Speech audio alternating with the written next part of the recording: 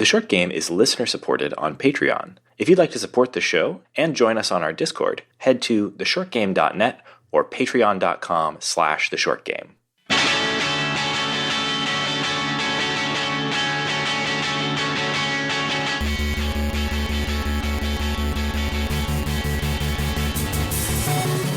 Welcome back to The Short Game. This is a show about short video games, games that respect your time. I'm Raygan Kelly, and I am joined by two very cool co-hosts. Lauren Ash. Nate Heininger. And this week we are talking about Metroid Fusion by patron demand, or at least by winning poll entry. Demand is a strong word when we asked. Yeah.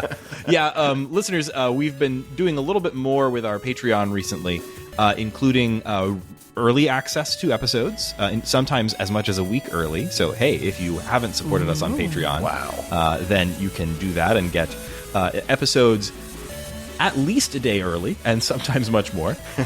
And we're also starting to do more things like what we did for this episode. I had a backlog of things that we could potentially do on the show. I kind of keep a list running. And we were trying to prioritize, so I put up a big poll and asked for the listeners to vote on what they thought we should cover. And there were about 8 or 10 games, almost all of them relatively new, like within the last year or so, indie games. And yet, you all said, we don't care about new games. Metroid, we want you to cover a Game Boy Advance game. An almost inaccessible game from 2003. 2002, so like literally 20 years old. I was going to say, I was like, Raygan and I might have been dating in 2002. That's how old this game is. Well, there's some podcast lore that I don't think has ever been shared on this show, so that's man. It's come up. I'm sure it's come up at some point. That's listeners, that is ancient history. That's really old. To clarify, we're married to very different people. Yeah. Yes, we are married to different people. Let's hash this out. Why? Yeah, I'm going to really air my grievances from 2002. Yeah, sure, guys. This is the podcast ending episode, the last episode of the short game. But we could have been spending our time instead playing Metroid Fusion. Yeah, well, we couldn't have. I didn't have a GBA yet. I didn't get one until a little bit later. But and I don't think I played this game in its era at all. Although I did buy, I have a lot of GBA games, so I've definitely had this game for a while. But this is my first time actually beating it. It came out in 2002, so this is the second to last Metroid game made by the original Metroid design group. That's R&D 1. Sort of, if you're a Nintendo nerd, there's some very interesting sort of org chart stuff about how Nintendo used to do things. But the short version is that they had a sort of a main internal development team that handled things like the Mario games, and was headed by Miyamoto and a bunch of other folks. But then they had this other team back in this era that was called R&D 1, Research and Development 1, that did a bunch of other stuff. And sort of the main thing that I think they're known for, they were headed by Gunpei Yokoi, who invented the Game Boy, the D-pad, like all sorts of, important stuff for Nintendo, but also the Metroid series. I mean, I don't think Gunpei Yokoi was directly responsible for Metroid, but it was his sort of organization within Nintendo.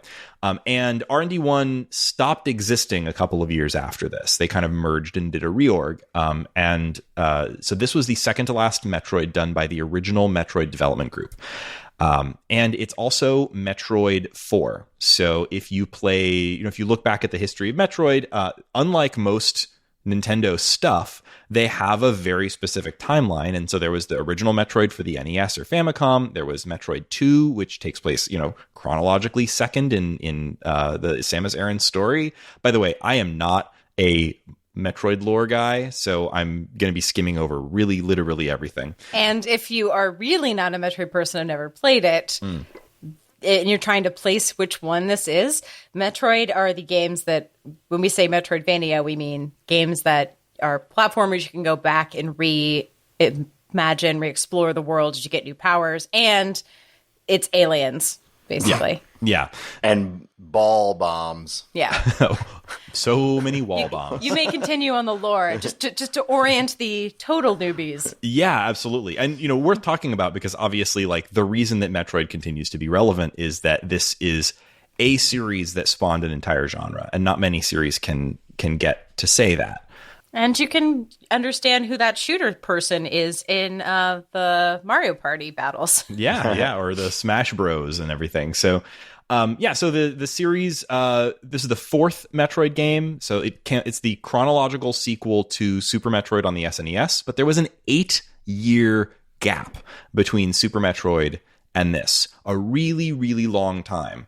And, in any normal setup, you'd probably expect them to do some kind of a reboot or reimagining, but this is just picks up directly where Super Metroid left off. This is the next Metroid game after that, and sort of especially relevant right now because while after this point the numbering on Metroid games gets really confusing and hard to follow. There's the sort of offshoot Prime series that, if I understand correctly, are sort of prequels to these, and there's that weird 3DS thing that was like Federation Soldiers or whatever that reviewed so poorly. And I actually don't know. Is Metroid Other M that takes place in the timeline somewhere? It's word salad. Don't worry about it. It is, but this game is having what I think is a direct sequel coming out very soon, which is partly why I put it on that poll. Metroid Dread is coming out for the Nintendo Switch later this year. And from everything I've seen, it is very much drawing on this game and is the first new non-remake of anything else 2D Metroid game since this one in 2002. So that's partly why we decided to cover it, partly also just because it sounds like folks were interested in talking about it because, hey, it's on the poll. People wanted to talk about it. Yeah, and it fits right into what we talk about on this show. I mean, the game's 20 years old, and I feel like a lot of games in this era was really when people were starting to lean into like long equals good. Mm-hmm. And that was really when this was starting to expand and expand and expand. Long equals good. And this game, not super long, fits right in our wheelhouse. I think, Raygan, you said it probably took you about 7 hours to beat. I think, your results may vary. This game has some things that are difficult about it, I think mostly because of our comfort with modern game design versus how they designed games in 2002. And their real willingness to obscure and hide where you're supposed to go next. Unlike I think any game would do nowadays. But, it's a really tight experience, and I wasn't on the last Metroid episode, but I did play it, and they were really getting to a form here that allows for the exploration, but at least you kind of have a general idea of where you're supposed to go next, which is nice, even if you don't exactly know how to get there, which is where this game gets a little complicated at times. Yeah, this game has a sort of a complicated reputation within the Metroid fandom, and I am not speaking for the Metroid fandom necessarily because I'm not really that big of a Metroid fan. It's not that I dislike the games. They're pretty good from what I've played, but I'm not deeply invested in the Metroid series. I love Metroidvanias, but this isn't sort of my area of strength. But part of what I was expecting and hoping for with this game, and mostly we'll talk about comparing this with Super Metroid a little bit later, but what I was kind of hoping for was something that kept the fun and the sort of what I think is really enjoyable sort of retro style and approach of the original Super Metroid, but also had a little bit more of that sort of GameCube era new approach to game design. So this game, I was hoping for something that had a little bit more quality of life stuff, a little bit more willingness to sort of meet the players where they are, and not require guides and hints and stuff so much. Yeah, but does it? Well, when I came into this, I had two thoughts of what I wanted out of this game. One, I didn't know anything about the plot. What I said, Metroid Fusion, I hope there's something fun there. But mostly I hoped they didn't mess with the beautiful, crazy big jump. I love how stupidly large the jump is. I was like, please don't touch that jump. That is my favorite thing about the game. And number two, I hope that I am not going to get lost as badly because the little tiny map in the corner was not my friend. I got some of what I wanted. They did not touch that jump. The tiny map. That's was a back. funny point. Yeah. From the same company that basically perfected the platformer jump, and every game is either everyone's just trying to be the Mario jump, right? That same satisfaction. The Metroid is the complete fuck off. You can jump to the sky every time. It's wonderful. Every time you flip, you jump 8 times your body height. And do a cool somersault every single time. I love it. Yeah, and it goes. And this game does have a lot of very, the way that it plays is very similar to Super Metroid. Before we get into talking about the comparison between this and Super Metroid, it's probably worth talking very briefly about how we played the game and how you can play the game. Mm-hmm. I feel like I should have said this before you just spoke for 15 minutes about the history of this game, but I think it's time for our brand new segment that I have just come up with and decided. Now it's time, listeners, for Raygan's Rarities and Retro Roundup, where he's going to teach us how to play retro games. Can we get a fun little, a little chip tune? Can we get a blend? Making me sound like an asshole. Can we get a blend of the crowd going wild and a doodle-doo, a little chip tune thing, all at the same time? We are teasing because we both just turned to Raygan when this was announced and said, okay, tell us how to play this game. Well, and also in Raygan's background right now is a stack of CRTs. So this was built for Raygan. Raygan put this on the list, I think, just so he could bust out his combination of old retro stuff and play this game. But for the rest of us who don't have this, how did everyone play this game? This, as far as I can tell, this game is pretty inaccessible for how big the franchise is, right? I would have expected an ability to play this game. Why isn't this on the Switch? I know. Okay, this is one of the things that boggles my mind about the way that Nintendo is continuing to do business today. And I'm sure they've got their reasons, but this is a huge game, the very important game from a very important series that that Nintendo continues to make a huge deal about constantly, that has a very important direct sequel coming out, and they really have no real way to play this game legitimately. So technically right now, your only options if you want to play this game totally legit, which, I don't blame you if you do. That's great if you do, honestly. But Nintendo's offer for you would be either go out and get yourself a real Game Boy Advance and the cartridge. And this cartridge has been shooting up in price lately because of the pandemic and just sort of general everything, madness around retro game collecting. Did you see the one, I think it's some sort of weird scam thing, but the $1.5 million sealed Mario 64. It's got to be a scam. It's some sort of tax evasion is my thought, but it's Mario 64 just sold for $1.5 million in a sealed copy. So everything is going insane right now. Yeah, a completely ludicrous situation. Cart-only copies of this, it seems like right now on eBay, the going rate is about $70 to $80, or maybe $85. I'm seeing some here. And then if you want a boxed copy, even a non-sealed boxed copy, we're talking about $250 sort of. And that's nuts. That's just completely bad. So that's one option if you want. And then the other option is you have to have a Wii U, because this game is available on the Wii U eShop.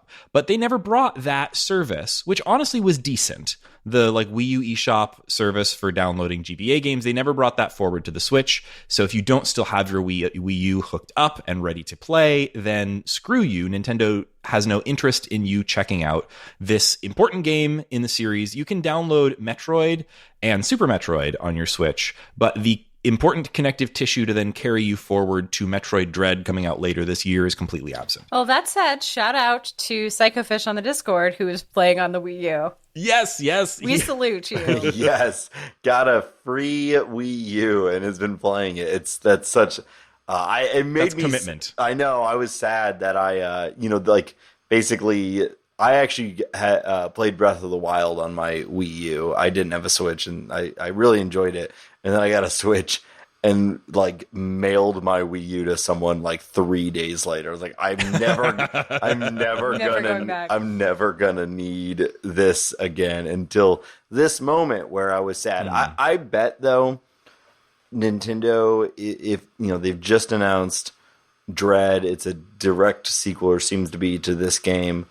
There's gonna be some sort of tie-in. They're gonna do a launch of this game, and it's gonna be $25, and it's gonna be like a loose remaster or something. I think I don't know, man. Like, I figure if they were gonna do like a GBA version of their Nintendo Online Service retro game download thing, they would have done it by now. You would think so, but if they're gonna do a new Metroid game and tie it to the last one, I think I'd be surprised if, just from like a business standpoint, they didn't re-release this as a standalone game just to rack up some extra sales right before their new Metroid game that is what out. Any normal company would have done, but Nintendo, man, they don't do the sorts of things you expect. They release the OLED Switch with no meaningful changes other than that. They just don't do the thing that you expect them to do. Just give me Bluetooth. So how did I play this game? I played this on my Mac with a DualShock controller on an emulator. Same. Yeah. Exactly the same.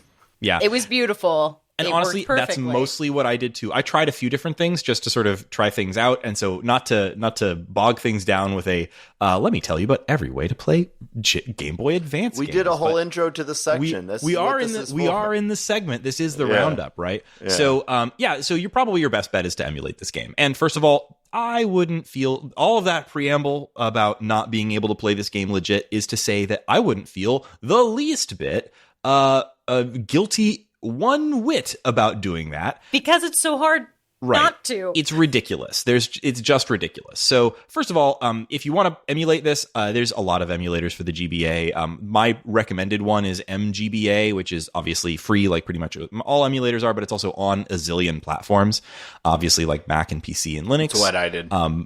Which is a really nice emulator. It's pretty good. It's actually also available for things like if you have a 3DS that you have modded, or have you like what do you call that, like homebrewed. If it's a new 3DS, you can download MGBA for that and run it emulated there. And that's really nice because I did that for about half of my playtime here and swapped my saves, including save states, between my computer and that worked great. It's also on the Vita, so if you have those, that's really nice. And there's a zillion other ways to play this game. There's great Game Boy Advance flash carts if you want to play on real hardware, or if you have like a GameCube with the Game Boy Player. There's real hardware for Game Boy Advance is getting more expensive constantly, but you probably have a Game Boy Advance lying around, and Game Boy Advance flash carts are not all that expensive these days. There's some pretty good options. I think the one that is the kind of go-to right now that's relatively cheap is the Easy Flash Omega, I think is the current one. And I think it was something like $40, and you can use it on anything that plays GBA cartridges, and it's really nice. Add some useful features, like I think it does save states. So yeah, pretty cool. Anyway, it's all that is to say, like, Game Boy Advance games have never been more accessible. And yet they're also extremely inaccessible. You just have to be willing to play them not on an official Nintendo device or whatever. So don't feel guilty about that. Nintendo apparently just wants you to do that, or they would be doing something about it. Yeah, I'm not too committed to playing on original hardware, but I'm always happy to play if it's available from the developer in some way. I subscribe to the Nintendo Online to, play the games that I played from my childhood. I actually never had an Advance. I had a Game Boy Color was the last Game Boy I had until I got a 3DS, however long later that was. And I'm like 5th edition 3DS or whatever. So I had a huge gap in my life of Nintendo handhelds. But anyway, the emulator, if you're having any guilt about even emulating any game from the 90s and early 2000s, I think you can let your Let me wash your sins away. We all absolve you. This is the podcast where we advise you on committing crimes, and we all believe you. No, to clarify, no. We're okay with some gray areas.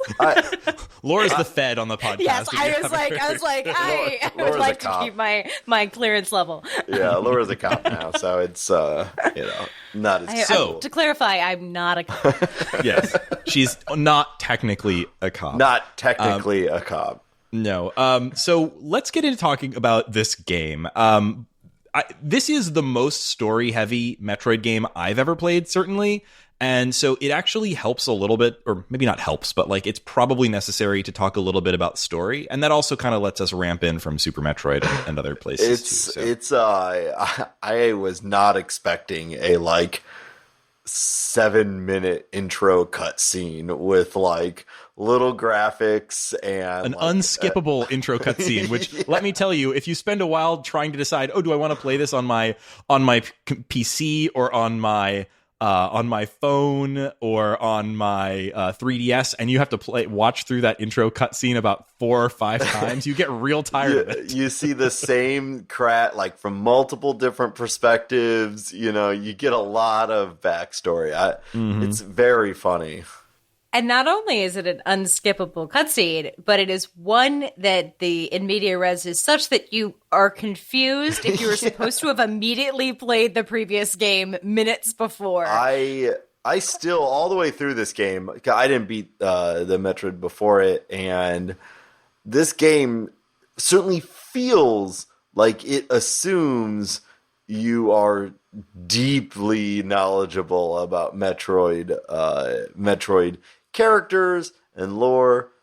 I learned right before we started recording that's actually not the case. Raygan has some funny backstory. Oh yeah, well we'll get to Adam Malkovich in a second, but I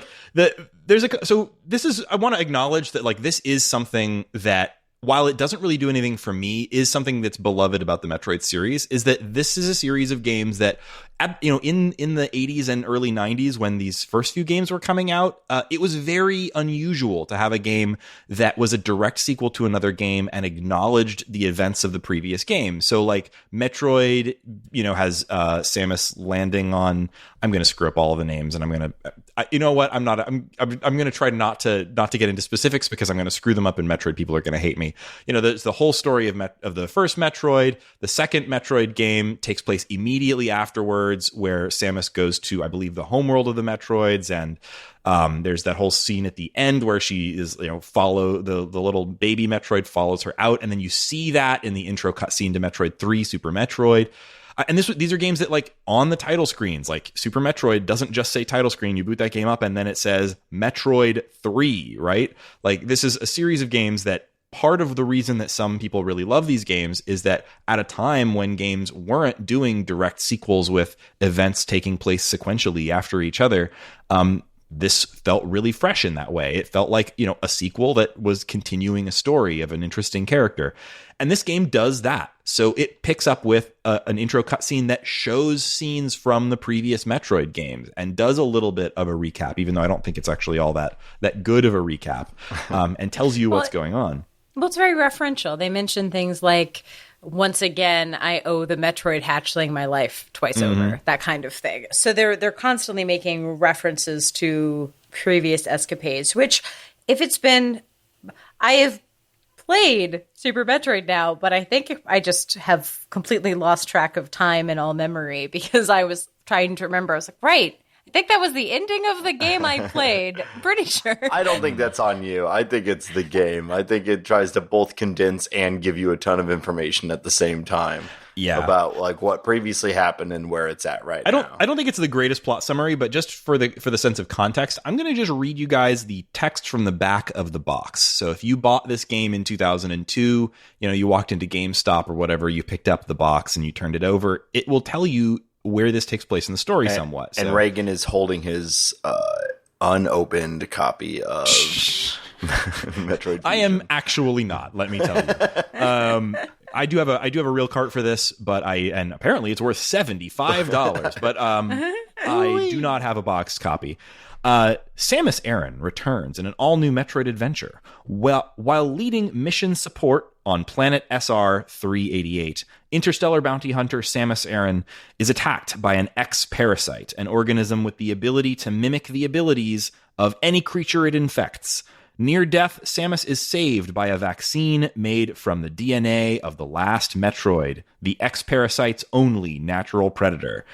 When the X spread to a research station in orbit around SR-388, a weakened Samus is forced to exterminate them all or die trying. And then there's some bullet points about what you'll expect to see in the game. So that's the setup, and that's actually mostly stuff that happens in between Super Metroid and this game, but is all sort of told to you in that initial cutscene. The stuff that is sort of interesting to me about this from a story perspective is that it does a more in-depth job of explaining why Samus is so depowered. You know, one of the problems with the Metroid games in general is that you always have to sort of, they have to come up with a justification for Samus to have none of her cool powers and then for you to gain them again as the game goes on. And why, you know, if she just took off all of her cool armor attachments, why doesn't she go back to her ship to get them? Why are they buried in the ground on an alien planet? That kind of thing. This game's solution for that is, I think, pretty clever. So, you know, she has had all of her armor surgically removed after she was infected by a weird parasite. And the removed armor has been brought to this research facility that she's on, as well as, you know, this is just a bunch of other random crap in this research facility. She's depowered because her armor was fused to her body in this weird kind of body horror way, and then mostly but not entirely surgically removed, and she's lost most of her powers, and she has to slowly regain them by both finding data rooms around the place where she can get upgrades and also absorbing X parasites that have apparently kind of got her powers in them somehow. It is definitely, there's a little bit of body horror in this beginning opening cutscene. And also looking at this game from a modern lens, I have to say, I truly appreciate Samus's willingness to take a brand new vaccine. It was they keep saying the vaccine saved my life, and I just was like laughing during this long cutscene. They're like, "Man, everyone should have this vaccine." Everyone needs this. Yeah, Moderna. But I took the only dose. Yeah. I also really appreciate that how simple this setup is, because she is depowered because the suit had organic material in it and it was infected. So the suit has been infected and brought to the ship, which also then is a wonderful danger in the lab, right? Because now the ship, you know, now the suit is down there and implied and then later revealed to be causing problems that I don't think is a spoiler, but, you know. No, it's not a spoiler. It's definitely on the back of the box. It's on the back of the box. That's the big antagonist for this game is SAX, which Sax. Which we should just call Sax. No, I was trying to say Sa-X, like Sa-X, because it's S-A-X. Because there's Samus, so I think they were going for like Sa-X. Like a Samus. Sa-X. Yeah. Samus X. Yeah. So the X parasite is its sort of special ability. You know, the Metroids from the previous games, their whole thing was like absorbing energy, right? But the X is a similar weird floating creature that has the ability to not just absorb energy, but it also can mimic creatures. So it can absorb their knowledge, it can mimic their bodies. And so throughout this whole game, you are fighting various different alien creatures, many of which have been corrupted by the X. So some familiar bosses from previous games, like, for example, Ridley is back. Cool. But now Ridley has been turned into an absolute freaking horror show, which we may talk about some of the bosses in a minute. That was easily my favorite. And of course, there's you. And the coolest thing about this game, the thing that makes it a horror game, is this sort of creeping presence of the SAX. The game is constantly telling you that SAX is stalking you throughout the facility. You don't always see them, but sometimes you hear them.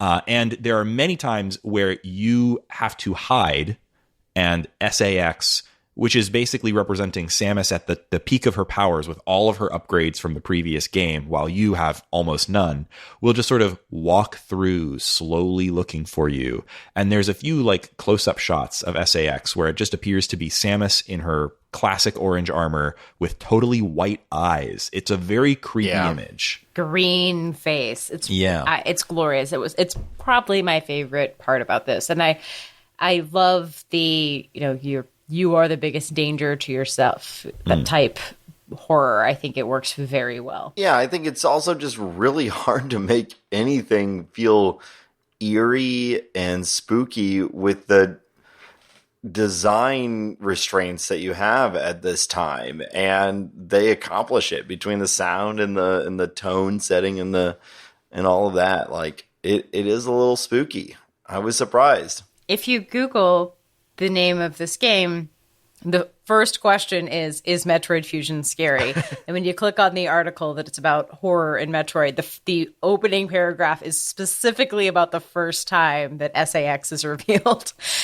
Yeah, I don't really tend to seek out scary things or spooky things. That's not the genre I like. I know that at least Raygan, I know you're a huge fan. I think you are as well, Laura. Like that is not a genre that I'm really into. It mostly, like, I have a hard time with the suspension of disbelief for it. And I was like, so for sure, this game, which is all, cartoony colors and 20 years old, I'm like, there's no way I'm going to feel any degree of like dread from a game like this. When a game like, we've done spooky games on this show before, and those I like struggle to be spooked by. I was kind of spooked, not like heavily spooked, but like more than you're not going to be like officially like actually scared by a game on the Game Boy Advance where you have to like stand in bright sunlight to see the screen at all. But like it does do a good job of like using horror stuff to build tension, and that's really all you need. Is like it has a really unique tension to it that occasionally makes really brings like these moments to be like really really engaging stuff. You know what really helps reduce the tension though? Save states. Yes. That's the other benefit to playing on an emulator is clicking a little button and cheesing your way through some of these tough boss fights. There are some really, really tough bits. I didn't, this is not a flex. I didn't use save states all that much in this. A big thing that I noticed about this, and we can talk about the differences between this and Super Metroid in a second, but like the one of the biggest differences is that save points are everywhere. So like this has, you can't go like within the first 10 minutes of this game, I found 3 save points. That's really different from Super Metroid, where they were really spread apart and often really hidden. So like I didn't find I had to use the save states all that much, whereas like when I was playing through Super Metroid, I actually did use them just for the sort of like, I need a save point. I need to turn this off. And so I'd use those save states. Here, I really only use them in a few instances where the bosses got truly unreasonable and I needed a little bit of a sort of release valve. We'll talk about the bosses too. Some of them really are just unreasonable. And I'm not a huge fan of the boss design in the Metroid series. Generally, this is a good example of all of the issues that I have with it. I mean, in general, the map is much friendlier. There's a lot more things labeled. The doors and what you need to open them are much clearer. There's just a lot more information when you get to see a map. You can see the save states. You can see the recharge points. You can see download spots, navigation spots. It's just all on the map. And I remember the map being, very bare bones. Yeah, in Super Metroid, while it had a map that would color in rooms as you explored them, it didn't show you how the rooms connected. They were all just boxes. You couldn't even see doors on the map. So you could see like, oh, I want to get to that room, and you go to the room that's next to it, and there's no way through. Like there's a lot of little stuff like that this game did that really improves, in my opinion, on the design of Super Metroid. Yeah. Just the usability stuff, lots more save points and better map. Yeah, I agree. It was the iconography of the map was way better. That said, there's a ton of secrets. It's not gonna like. It shows you where the existing doors are, the like manufactured doors, but there's a lot of walls that look identical to other walls that if you bomb, some will blow up and some will not. Or at least I could not tell the difference between some of them that were breakable and others that were not. Metroid really likes you making your own doors sometimes. Yeah. And sometimes I disagree with the game. I found myself just like, all right, I'm in a new room. Guess I'm going to shoot every wall and drop a little ball bomb on every single spot because you never know when this might actually be the key to progressing into the next area because it's a little obscure sometimes. Yeah, I will say that like most of the time, as you're right. You're right. There are some places where the path forward there is. In many cases, there's several paths forward, and at least one of them is pretty well telegraphed. But there are also a few times where there is one path forward and not all that obvious. So, it has that flaw. And honestly, it's like it's carrying that forward as sort of a series tradition. Yeah, and I get it. Like, it's also like you with the limited scope, the limited like ability of what they're working with, like you need to make a challenge. And if you want navigation to be part of your game and like exploration to be a part of your game, like not everything has to be telegraphed or like, every wall that's breakable doesn't need to have a big crack through it or whatever. I just found myself like definitely multiple times being like, I'm stuck because, I've entered into an area that the way I came in from, I can't go out. So I know I have to move through this area, but I've been into every room 5 times and I cannot find the way out. And then it turns out to be like, yeah, I just needed to bomb this corner that looks like every other corner. And that is the thing that blows up and lets me get through, And I think they want that. They want you to like basically just bomb every corner and every wall and find your way in and out. And that's where it felt like, yeah, this game is 20 years old. Like they had to create some friction on exploration, and that was kind of their best way to create that exploration friction. Yeah, and when that's working well, there can be some really fun discovery moments there. The game does try to hint at you sometimes about these hidden paths forward. There might be like you can see a room on the map, but you don't see how it connects, or there's a room in one place where it looks like like you've seen a certain type of wall destroyed in one area of the map, and then you see a similar wall that hasn't been destroyed, and you can gather that maybe this is something I can affect. But sometimes it's not very obvious at all, and if you're frustrated, it's small comfort that like they're doing this to pad out a 5-hour game into a 7-hour game or something like that. Yeah. So I want to talk a little bit about the big structure change between this game and Super Metroid. And Super Metroid really it has one large continuous world. It's divided into zones, but those zones connect with each other in many places. And the sort of overall structure of the game mostly involves, when you find an upgrade, very often the path forward will be behind you. You need to then remember like, oh, I've now got a new kind of bombs, for example, that can destroy certain types of walls. And I remember seeing those types of walls before, or now I can jump higher, or I can do some other, upgrade. And I now need to remember like, okay, maybe I go back to a place I was in previously and use that to access new areas or new secrets that I couldn't access before.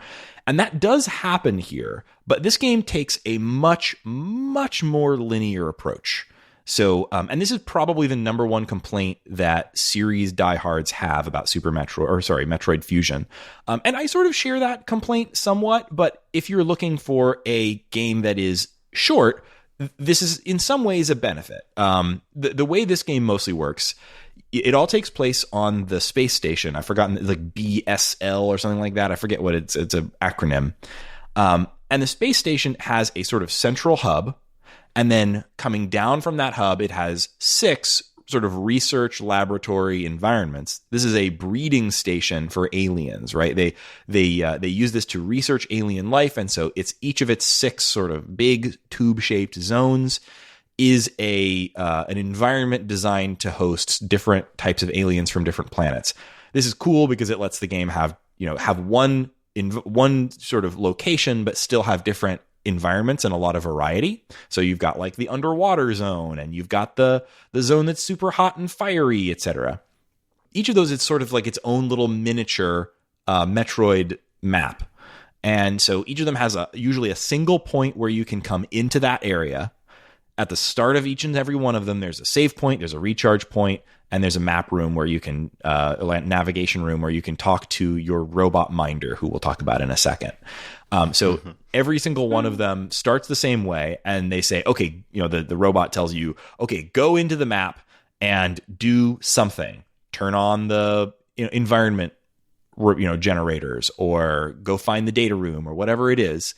And he'll mark a place on the map for you and reveals not the entire map, but the sort of habitable, normal area of the map for you. And so there's no exploring and finding map rooms. There's no, just sort of exploring randomly until you find something. You always know, like, okay, here on the map is where I need to go. You may not know how to get there exactly, and you may have to do some exploring in order to find paths forward, especially as SAX starts destroying what seems like the normal path forward, and you have to find more secret paths to get around this destruction. But it's always basically this structure of like, Samus, you are in section 6 of the space station. Proceed to this dot on the map, retrieve the thing, and come back to the map room. Well, hold on. It's more like, Samus, you're a weak little piece of shit. You need to go to... You have 10% energy and are going to die. You're going to get your ass kicked if you try to go after them now, so we need you to go here to get this data to make your missiles better. If you see SAX, run away real fast. Just run. Just get out of there. Your computer friend is not a big believer in powered down Samus. I mean, rightfully so. Congratulations. You now have 40% chance of survival. Like, God, I need a friend right now. And here's the thing. Honestly, this structure is fine. This is a perfectly reasonable structure for a game like this. Yeah. And I kind of like the game is sort of divided up into these little like self-contained zones, each of which feels like a little mini game on its own. If you are a series diehard, or you are expecting this game to be an absolute echo of the structure of Super Metroid, you will be disappointed, and many people were. But I still think that it holds up in it as its own thing. I do hope that with Metroid Dread, or other future Metroid 2D games that I hope they start making on a better clip than they have been over the last 2 decades, I do hope they look more to the Super Metroid mold. And even if they're not, the world of indie games has looked to the Super Metroid mold. There are many, many, many, many, many games following in its footsteps. This is a different approach, and it's still fun. I thought it was I think it's a decent structure. Yeah, I think like we all have played Hollow Knight, in the last 2 years or so, and it's probably one of my favorite games of all time. And I think it's somewhere in between the two, right? It's like everything in the game is pointing you to go to one area, but you can go to different areas if you want to, whereas this game is like, you can only go to this area, right? If you try to go off, you open the door and there's just fire. Yeah, it's literally. And if you go in there, you will die. It's too cold in here, Samus. You open it, it's just sub-zero temperatures. And you're like, guess I shouldn't have turned left. Don't go in there. You're too Samus, weak. if you encounter SAX, she will hit you with an ice missile and you will die in extraordinary pain. You will die now. To clarify, it's not Navi. This is not a floating voice. It's not that much better, though. It's not that much better. Yeah, so let's talk about the robot, which is, I forget what they even call the robot. I was calling him Adam by the end because very immediately in the game. Oh, so okay, explaining Her from the story concept. Yeah, the when they send Samus here, Samus's iconic ship from Super Metroid was destroyed in the cutscene at the beginning of the game, and so the Federation, Metroid lore has given you a new ship, and it's very similar, but this time it's purple and has a robot in it.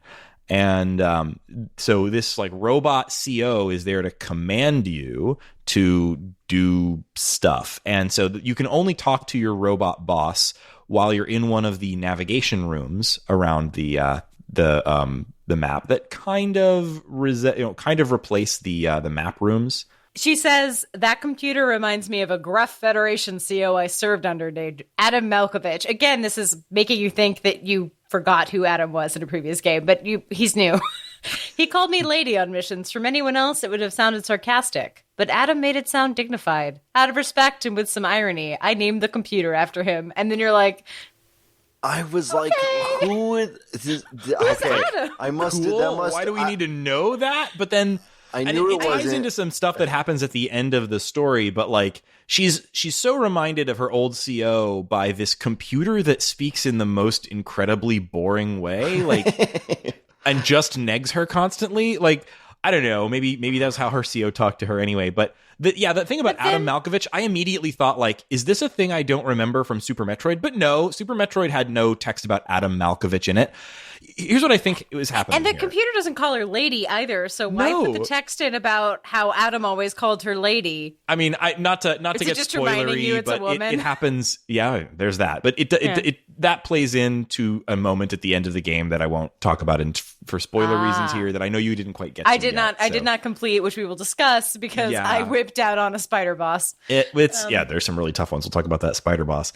But yeah, the that whole bit, like, and her whole relationship with her CO, the computer, I don't love it here. Like, you do lose something by having so much talking in these games. The sort of feeling of being alone in a dangerous and terrifying place that Super Metroid leaned into was not entirely absent here, but it was a different type of fear. You're scared of the SAX. You're not sort of just like in this sort of environmental despair that Super Metroid kind of does. But yeah, the Adam thing threw me for a loop too. I immediately went and Googled it because I was like, is this a thing I'm supposed to know about? This game really seems to expect you to know Super Metroid and other, the Metroid series lore. And no, Adam Malkovich, this is his first appearance in the game, such as it is. He actually doesn't appear as an actual presence, like a human character, until Other M on the Wii many years later. I think what was happening here was this game came out and was developed simultaneously with Metroid Prime by Rare, and I think it came out on the same day. And so that I think at this time they were doing a lot of looking back at the Metroid series, and because the Rare or the Prime games are prequels, I think they were doing a bunch of thinking about like Samus's backstory and the lore of like, well, what was Samus doing before she encountered the Metroids and all of that, because they were making games about that. And so I guess they just decided to take that, I don't know, lore Bible that they wrote for Rare and fold it in here. But I don't think it needed to be here. They could have just had this as a robot if they really wanted a robot. But I also appreciate their willingness to commit to the bit. It is a tone setting. Like, there's a lot of elevators in this game, and they use the elevators as an opportunity to drop some lore on you, and you get these loading cutscenes where it's just a still image of Samus with text that fills up the entire screen. And I know if this was a modern game, it would probably be voiceover, but like all of the writing feels like this, like Snake Plissken, like Mad Max, 80s, like, someone with nothing left to lose. It's so funny. Like, the tone is so strange. I took a screenshot too, where like everything is so over the top dramatic that even though it's Samus, you want to read it in this like, I'm the last one here on Earth, and I'm the only one. You want to read it. I mean, you don't know how Samus sounds. Maybe she sounds like that. Yeah.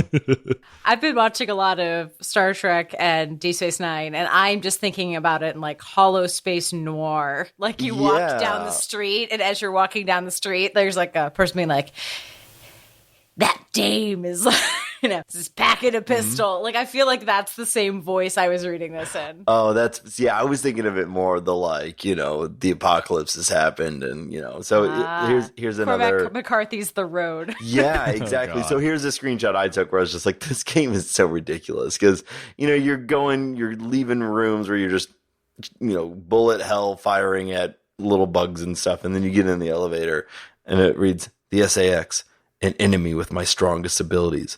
But does it have reason? Probably not. It's just a killing machine. In my current state, I can't face it head on. The SAX is me, only heartless. I must stop it before it learns its potential and threatens the universe. It's like it's so intense. I love it, honestly. That's I do that's good. too. That's good. I know. I like it too. It's I like it. Totally caught me off guard. Like the degree that they like just go all in on the tone setting in this game. I really liked it. It made me laugh at the same time. So I think we probably can't go like beat by beat through. We're already an hour into recording. We can't go beat by beat through anything here, but I do think it's worth talking about maybe some of the upgrades that we thought were particularly interesting, and then also maybe our favorite or least favorite bosses and other moments that really stuck out. Any particular, and the upgrades are mostly very based on the ones you may already be familiar from previous Metroid games, but anybody have any particular stuff that you liked getting in the game? I always love how many missiles you're capable of ultimately packing, where like... Because you start off with 10. You start out with 10. Such a small Completely number comical. compared to how far you'll get. I have 150 missiles in this pack right now. So you just have so many missiles, which I appreciate that. And Laura already mentioned it. You start out with sort of regular jump, and you see things around, and you're like, I should be able to jump to that. I'm gonna be able to jump to that. It's gonna be so cool. It's gonna be great when I can jump to that. Yeah. So relatively early, you achieve the ability to jump to that, and then Samus gets equipped with jump to that. Jump to that. And could you in the previous one? Could you hook on to the corner like you can? I don't think I don't so. remember that. I don't think you can either. It caught me by surprise. So you can, if you don't quite jump to that, you can. Technical terminology. Yeah, that's what you come to this podcast for. Yeah, you can cling to that. You will cling to that, and you catch just the corner of that, and it's not. You start out with it, but like the platforming, which I love, it's like there's a lot of it that's built off of that, clinging to that and jumping to that and clinging to that. And I really, really liked that. I don't remember that from the previous games, and it felt good. And then the inverse to your question, the water dragon boss, it's too fast. I'm not like everything is too clunky and too slow with Samus. When you've got this dragon thing that is like flying past you and going in and out of water, and all you can hit is its little head with your missile or your charge up shot. And even though I've got too many missiles at this point, I still feel like I need to conserve them. That boss drove me crazy, but I liked overall the equipment that Samus gets. Mm-hmm. I think my I don't want to spend too long just dwelling on this point, but like my very least favorite thing about the Metroid series are the bosses. I think even in Super Metroid, which I quite liked and liked a bit more than this, I think the boss design is always like visually very cool. Sometimes they do some very cool set piece stuff with the bosses. There's some really very cool moments with bosses in this game, but the design of the bosses I think is pretty bad. Well, the tone setting of them is good. And the water dragon boss that I'm talking about, it actually is kind of creepy at first because they're like go to its tank and you go and like, oh, it looks like it's dead in there, and you're like, oh shit, and then you fight it later and you're like, no, it's a lot, and it's like spooky as hell. It's a zombie now. But then when you're fighting, you're like, this sucks. Like, this isn't you're fun. like, do I just stay in the water and hope I don't die? That was my tactic. Although you do get speed boost after that, and love a speed boost. Oh yeah. Yes. The design though, like the big issue I have with Metroid bosses in general is that a lot of them are really designed around you just taking a lot of mandatory damage, and trying to just absolutely empty your missiles into a particular vulnerable spot of the boss while just sort of standing there taking damage and hoping that you have collected enough missiles and have enough health that you can do enough damage before the boss kills you. live footage of me before pretty much every boss fight, because once I encounter the boss fight, I've revert to the previous save. I walk over to the nearest zombie and I shoot it, collect the health, shoot it, collect the health until I'm at full missiles and full health, and then I go into the boss fight. Well, then I save, and then I go into the boss fight because I always need full health for every boss fight. I think the game actually sets you up for that. I think it does. I think it intends for you to do that. There's often regenerating bad guys in rooms that it's like, right. Well, I'm just gonna spend three minutes in here bouncing around, getting all my stuff back.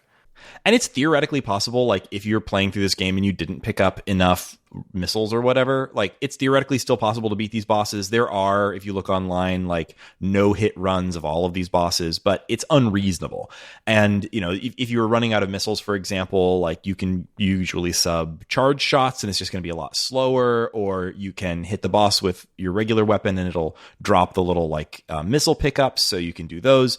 But I never ended up doing that. Really, the only approach to bosses in these games that ever works for me is just stock up on everything, go and stand in the safest spot I can find, and unload, and hope that I can race them to death. Same. And it sucks. It kind of sucks. That said, like, there are some amazing bosses in this. I wanted to talk about, like, my two favorites. One is the night. Both of these are, like, the big sort of thing here is that, like, the bosses are all corrupted by the X, right? Oh, so my God. they all have these sort of, like, freaky designs. And the two that I really, really love... Except for the security robot, who's just like, restricted area, which I think was charming. I'm a refrigerator on its side. Please don't kill me. That thing sucks. It was a refrigerator.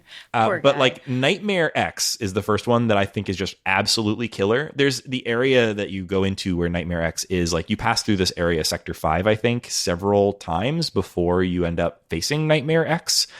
And at one point, the robot guy tells you that this thing has escaped, and so you need to go in there and find it and kill it before it gets infected by the X, because then it'll be way too dangerous, because it's this, like, massive escaped creature, right?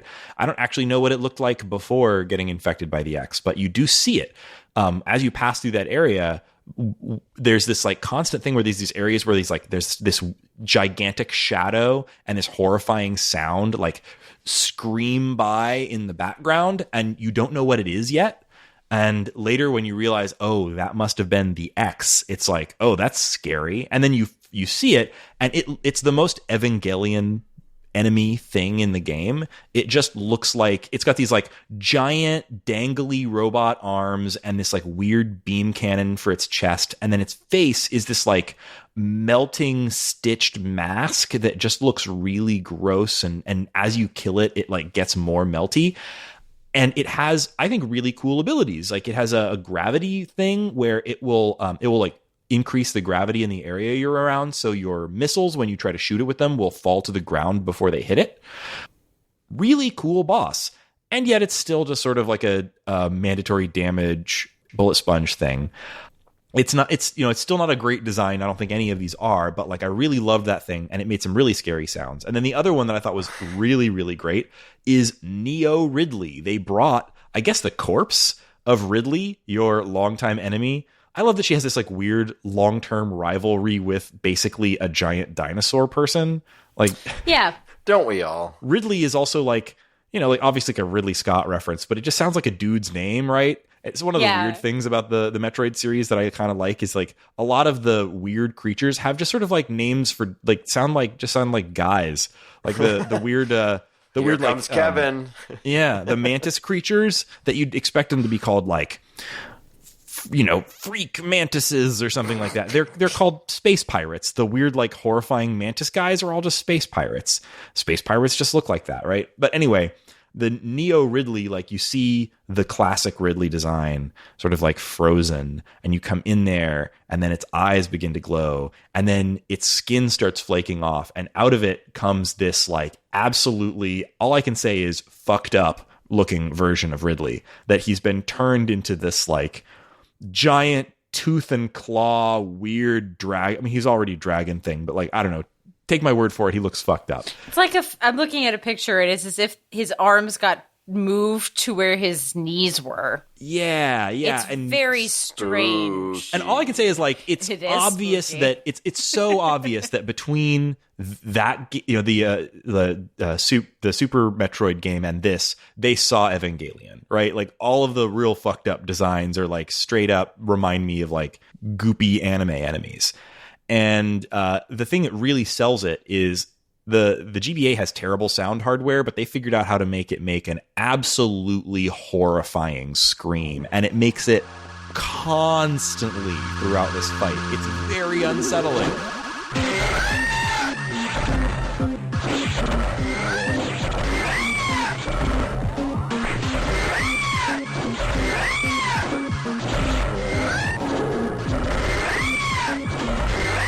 So I really, really liked those bosses, even though it's not a good boss fight, again, design-wise, but like very effective from a kind of perspective. I'm looking at a guide on metroid.retropixel.net because I did not get this far. And it says, each time Ridley shrieks, it'll become weaker. If you're playing the game on a Game Boy, just don't have the volume up too high. The shrieking coming from this monster can become very annoying. So the fact that the guide on how to beat this boss told you to turn the volume down speaks volumes, pun intended. Mm-hmm. So yeah, and then we probably aren't spoiling anything by saying like one of the final bosses of the game is fighting SAX, which really feels great, like a payoff towards the end when you've been running scared from this thing throughout the entire game. It is an unreasonably difficult boss fight. It is you, but with all of your abilities turned up to 11. And if it gets a bead on you, it can kill you in a handful of hits with its missiles. So you mostly just have to sort of avoid it and get pot shots in where you can. But like overall, bosses in this, absolutely visually great. Sound is good too. Design, don't love it.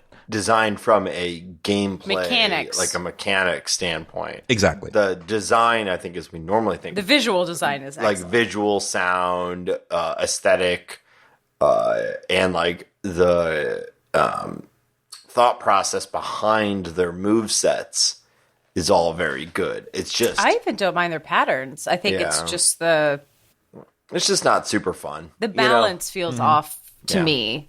It also just sort of feels like, fighting in a closet. This is partly just the way that the GBA kind of restricts things. Like every single one of these feels like it's just too large of a sprite in too cramped of a room. And their whole moveset is usually just about like advancing on you until there's no safe place to stand and you take a bunch of damage or, fall down into a pit of acid or something. There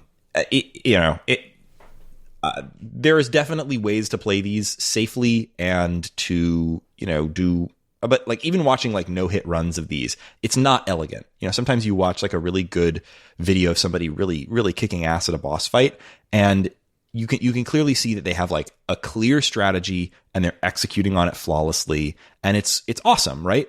And the like no hit runs look like it must have taken a zillion tries and been at least half chance, because there's all sorts of like random flaily jumps and stuff in them when you watch somebody do them, and it's not reasonable. It's just not. These bosses suck. Okay, sorry. I'll stop talking about how much I hate the bosses. Or I don't, by the way. I love the bosses. I also hate fighting them. I like looking at them. It's both. They're cool aesthetically, and for all the different ways you mean that, and then they just kind of suck to play. So it is what it is. Yeah, but also, there's usually, apart from the spider boss, there's usually a save point very nearby, right, that you can roll, or of course you can save state if you're playing on an emulator, which why wouldn't you be? And you're usually powered up pretty high, and if you're really stuck, you can always go spend some time going and finding some extra energy tanks or some extra missiles and give yourself an extra 15 to 30 seconds. And if you get enough of those, then you can just stand there, take damage, empty your missile tank, and win. Yeah. And it is doable. I don't think this game thinks of itself as a boss fight game. It has boss fights because it has to. and it would be weird without these like escalated difficulty, because for the most part, like traversal isn't super hard, and exploration is frustrating at times, at least from my perspective, having never played these before. But like, you're not really challenged from a mechanic standpoint until you get to the bosses. So they need to be there, and they're accomplishing something. It's like for the most part, fucked up looking and cool. Yeah, it's like for the most part, the game is not really hard, and then you get to these bosses and you're like, well, this is hard in a way that I don't really want it to be hard. You want it to be like, I'm getting better. And it definitely feels like, to a degree, like beating the bosses is a combo of luck and like figuring out where's the best place for me to stand, which isn't like that fun, but when you beat them, you're like, hell yeah, I'm glad that's done. And then you're going to go and, and then you move on with your life, you move on, yeah. And none of them, they are bullet sponges to a degree, but like when you finally beat the boss, most of them are only a couple minutes, so it's not like these are like long range, long-term fights that when you fail, it's like, oh, that's going to be another 20 minutes of my life. It's like you can kind of just run at them over and over and over. And the time matters if you want to see our lead character in a two-piece at the end. Do they do that in this one too? I know that was the thing. Really? So for people not understanding the angry reference I'm making, in this game, if you beat in over between 2 and 4 hours or 4 over, she's wearing her armor, but depending on the timing, her helmet's on or off. And if you beat it in under 2 hours, she's in a little like 2-piece blue outfit, and she's posing with her like hair flown in the wind, looking sexy. She's not in a bikini though, so upgrade. Yeah, she's only in a bikini every time you die. She is in a bikini every single time you die. It's not exactly a bikini, but it basically is. Every single time you die, it's like, blah, and she falls backwards, and all her armor flies off, and you see her, I can only get. I'm only mad because Nintendo has, since this game was released, been like, we've had a female protagonist for years. You're like, yeah, she's a bikini every time you die. Come on, guys. It is a little bit of a groan, but I also have to say, like, it's hard for me to really be mad at these games in that area. Like, there's a lot worse out there. There is a lot to say for Samus as a character. It was 2002. It's true, yeah. So I thought they would be over it. That's all. That's true. And I didn't know that. I knew about that as a thing. Like the thing about it that feels gross to me is that it's like a reward for playing well. Is like getting this incredibly like mediocre 10-pixel like midriff or whatever. These are not they're not pinups. She is wearing basically a sports bra and a short skirt. It's not, this could be so much worse, but I still have to tease because we are the short game, and we admire short gameplay. It could be worse.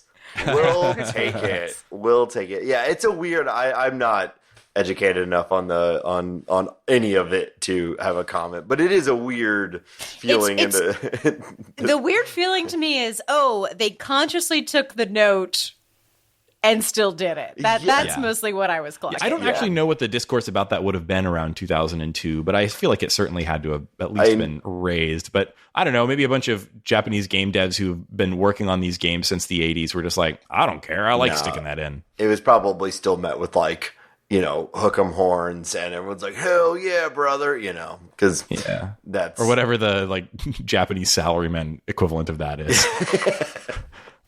So definitely hook 'em horns. So I don't know how much else there is to say about this game. There's a lot more to it that we could get into if we wanted to get into like the weeds in terms of like progression and exactly how you get from place to place. But like there's lots of 3-hour YouTube documentaries that'll take you through all of that stuff.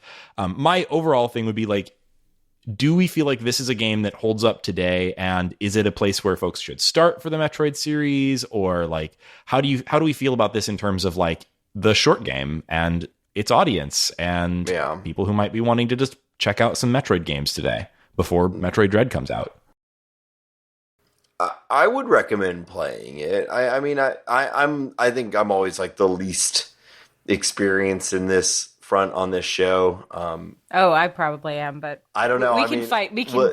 Both of us have no idea what we're talking about. All three of us, this was our first time through this game. I've owned it for many years and I've started it many times, but I've never gotten past like, I don't know, the second zone before now. So just like almost every game from like, this was right in this period of my life when I was not playing a lot of games and I didn't have any of this hardware and I didn't play anything like this. So I was mostly playing like Civ 1 or Civ 2 and like Age of Empires 1 and like all of these computer games. And so nerd. None of them short. And EverQuest, and so like I was so removed from this sort of thing. So outside of this and Metroid, which I wasn't even on the episode, or Super Metroid wasn't even on the episode, but I played it for the show and just scheduling. But it's like the first 2 Metroid games I've ever played, and I think that I actually enjoyed this one more than I enjoyed Super Metroid, which is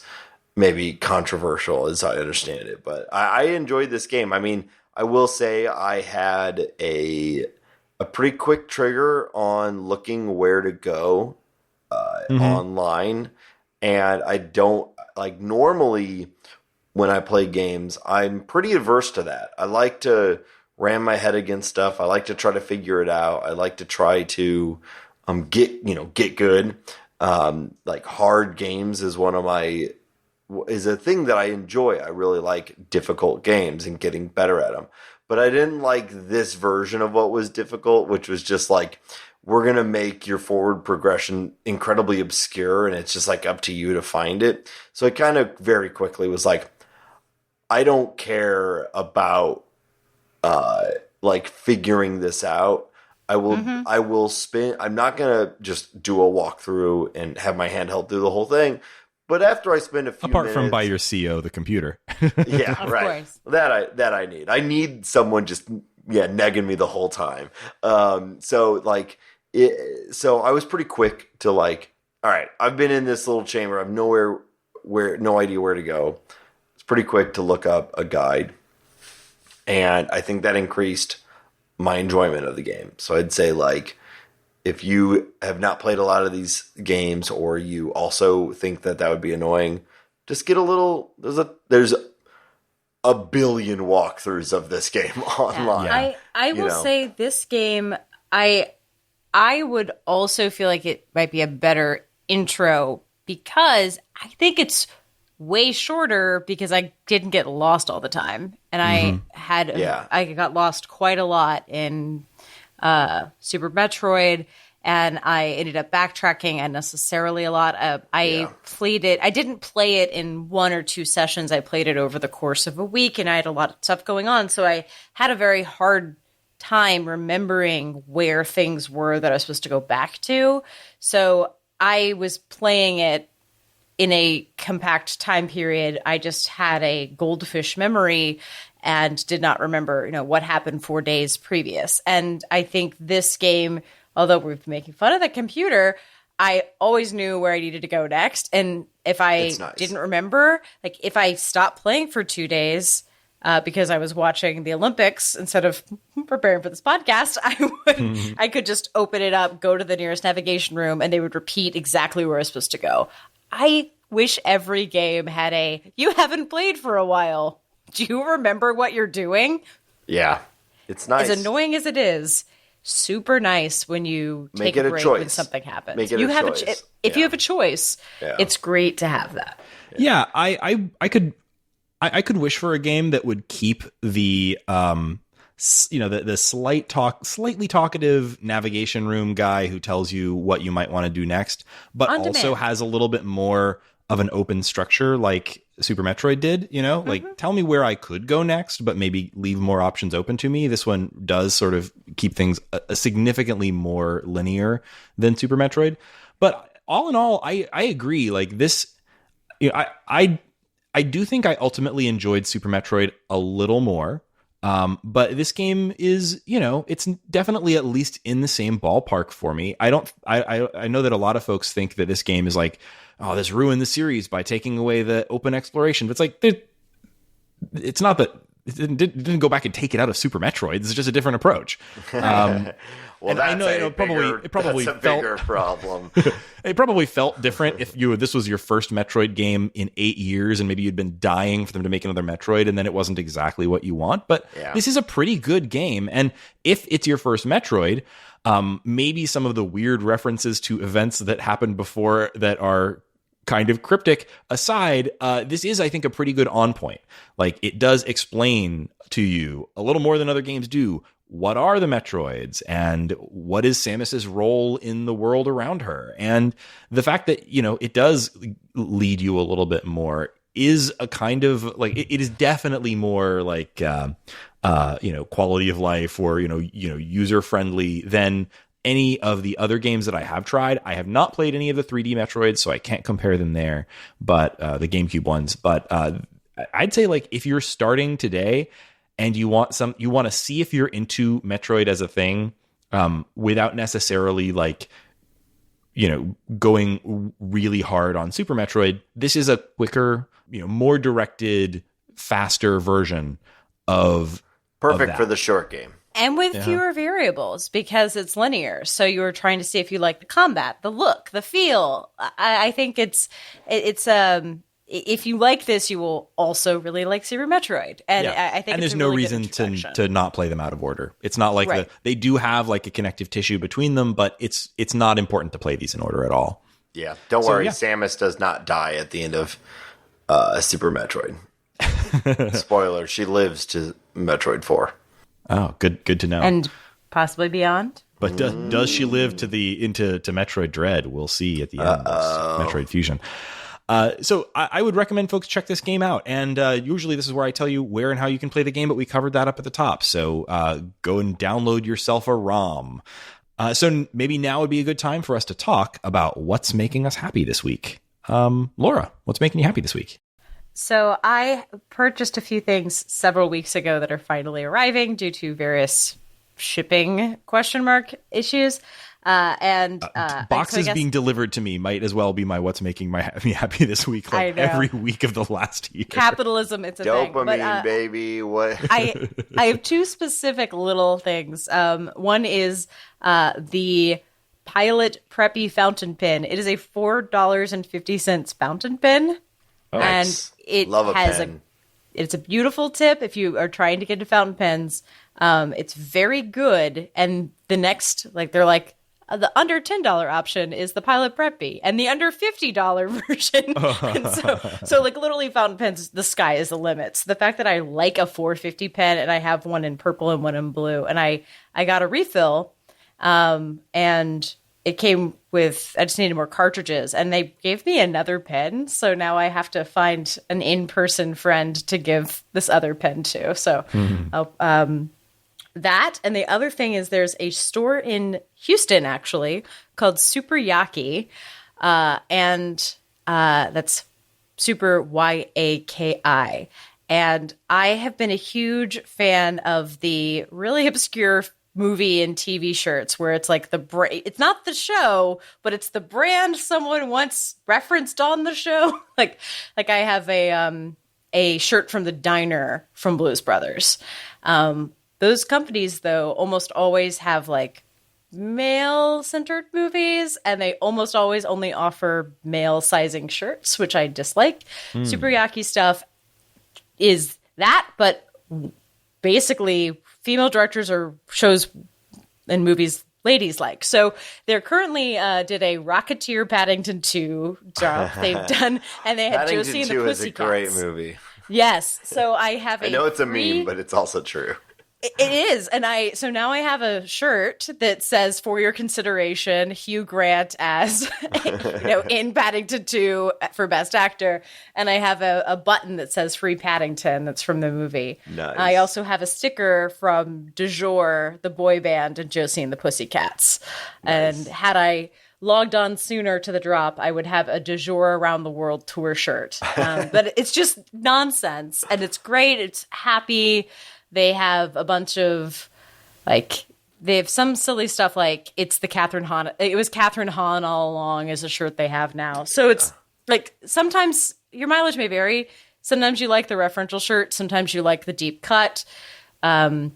I am very sad that I did not get the Knuckles Sandwich Shop shirt, but I'm on the wait list because that's the shop that Knuckles in Paddington 2 opens at the end. So I really just want the Knuckles Sandwich Shop shirt. Instead, I bought a button. So super Yaki stuff. Little weird shop that is just outfitting a lot of weird girls, and I'm here for it. That's awesome. That's really cool. That's great. I've never heard of this, even though it's in town. It's in Houston, so yeah, that's cool. Yeah. Mine is pretty quick, but this weekend, earlier at the end of last week, I saw section 2 of Raygan's Rarities and Retro Roundup. Play the theme song. Just at the end of last week, I saw a tweet that was like, emergency retro computing people. There was a final sale. There's different definitions of the word emergency. Well, in a sense, it was. There's a apparently in the around 2012 to 2015, there was some collector or group of collectors who were trying to start a computer museum in Houston and had a huge collection of retro tech, just old computers, tons and tons of old monitors and computers and things like that. IBM stuff from the ancient days, Macs from the 90s, game console stuff. And apparently they lost their space a couple of times and things never really never actually opened as a museum. Things petered out. And the sort of dregs of their collection ended up getting sold to somebody. They were sort of in a big warehouse. And anyway, long and short of it was they were, I guess, closing that warehouse and needed to sell everything in it immediately over the weekend, or it was going in the trash. And so the entire retro gaming scene of Houston and anybody who could drive in from around drove to this warehouse to pour through it was absolutely ridiculously hot in there. I almost passed out. But pulling through just absolutely massive piles of old tech, and, pulling stuff out and buying it for reasonable prices. Not that great. I think because I was there on the very first day, the guy who was running this whole show was still trying to get, I wouldn't exactly say top dollar, but he's trying to get real money for these things and kind of knew what he had. I was a little bit bummed that I didn't get out of there with a better price, but I didn't get ripped off either. And ended up taking home. It's a difficult bargaining point when all of it's being thrown away in 3 days. Right. It's like, dude, I'm just going to find what dumpster you use. Yeah. All right. So you could either sell this to me or I'm just going to hang out back and I'm going to get all of this in 2 days. I mean, for me, I was buying some CRTs from the guy and it's like, dude, I know that you have to pay to recycle these and it's not cheap. I'm paying you more than you would have had to pay. I'm paying. I got a couple computers. I got an old Mac SE that needs some. Everything is a project. Everything needs a little bit of repair. It's been sitting in a disgusting warehouse for ages. But I got a Mac SE that needs some repair. A Mac LC2 that needs some repair, but is in slightly better shape. I got a nice around 2000s era Samsung CRT monitor, and then some other assorted stuff, keyboards and mice, and I got a nice multi-tap for the SNES, and I forget what all else, a few other odds and ends. But some of the stuff, the monitor, I'm I paid the guy. I am sure that he would have paid more to recycle the monitor than I paid him, but he was still trying to ask me for dude, I'm doing you a favor taking this thing away. It would have cost him $50 just to recycle the thing. I'm certain of it. And it's illegal to dump these things. So he would have had to anyway. And he had way, way more of them. He had a whole wall full of these things. I'm like, dude, you're going to go bankrupt just recycling these. If I take them away from you here, I am doing you a favor. But anyway, it was still a decent deal. And now I've got some projects to do. So I'm cleaning up the I've ordered a bunch of capacitors to redo all the caps in the Mac SE first, and then kind of maybe working on some other stuff too. Having a lot of fun with it. Just imagining you pulling up and Jamie being like, just a deep sigh as you pull up, and she knew what she was signing up for. That's fair. So my thing, Molly and I beat Overcooked 2 over the last week and a half, and we did Overcooked 1 for the show. I thought maybe Overcooked 2 would be good for the show. And I think the reality is you could just go and listen to the Overcooked 1 episode. Mm-hmm. It's the same game. There's a couple wrinkles that are new. But for the most part, it's like the exact same game. And that's great. I loved the first one. And we had a great time with the second one. It's mayhem. And it kind of messes with your brain for a couple days after playing it. Like, when you play a game and it's like after I played Papers, Please, I'm like every little like hand action I do, I'm like thinking about the efficiency of how I'm moving my hands. Mm-hmm. Well, after doing Overcooked for a couple days straight, you're like, every time I'm cooking, I'm thinking about exactly where I'm setting everything and the order in which I'm bringing things together. And like, it messes with you in a way, but, it's a fun game. I was thinking about it. It's like the purest or the most true expression of like a co-op game. Yes. Most co-op games is just two people playing one game that like it doesn't really matter if you have two people. They've just scaled up like a one-player game into a two-player game. But this is like requires actual cooperation and communication constantly in order to be effective. And when it's working is when you are cooperating the best. And it's just a ton of fun. It's silly. It's hard. We set the goal that we were going to 3-star every single level. Oh. And we did that. Wow. We did not do that. We played Overcooked 1. We didn't. There's like random unlocks that like you have to accomplish secret goals in order to unlock those things. We didn't really bother with like looking up the secret goals. So outside of some secret levels that we did not unlock, we got 3 stars on every single level. And it was fun. It was a lot of fun. I love that game. And that's awesome. They could make an Overcooked 3 and it could be the exact same thing, just more insanity. They don't even have to add new mechanics. I will take just new recipes and slightly different kitchen layouts. And they know that too, because all of these games have like 4 DLC packs where it's exactly that. It's just like, oh, you're doing ice cream and there's penguins, and it's like, all right, I'll do ice cream with penguins. I don't care. This is great. So I hope that they just make them forever because I will play them. Agreed. It's fun. A lot of fun. Yeah, those things are really fun. So listeners, thank you for joining us on this episode of The Short Game. You can find our show on the internet at www.theshortgame.net, where you'll find all the links to all of our stuff. You can find us all, obviously, all the podcast platforms. You can find our contact form there. You can find a link to our Patreon or at patreon.com/theshortgame. And that is the best way to support the show. We appreciate every one of our patrons. All of our patrons get access to our Discord, where we chat about the games that we're playing. We make plans for the show. We talk about other interesting or fun stuff. It's where people dunk on me mostly. So please join us there. And I will also mention, just while we're talking about the Patreon, that as you're listening to this, well, first of all, I mentioned earlier at the top of the show that we're now doing early release episodes for patrons. So if that's something that you'd enjoy, if you want a little bit of early access, please do support the Patreon. That's open for all of our patrons. We also now have short game stickers. Now, I know this is not like an earth-shattering benefit, but I was very excited about it. I've always wanted to do some merch, and stickers are definitely the lowest hanging fruit for us, so it was easy to do. They are cute.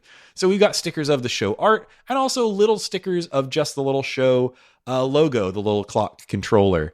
And so if you are a patron already at the time of the release of this episode, we've got some stickers for you. You just check the Patreon page, and there's a form you can fill out to give us your address so we can send you some stickers. And if you're not a patron already, going forward, basically starting August, any new patrons coming in at the $5 level, or patrons upgrading who haven't already, will receive some stickers.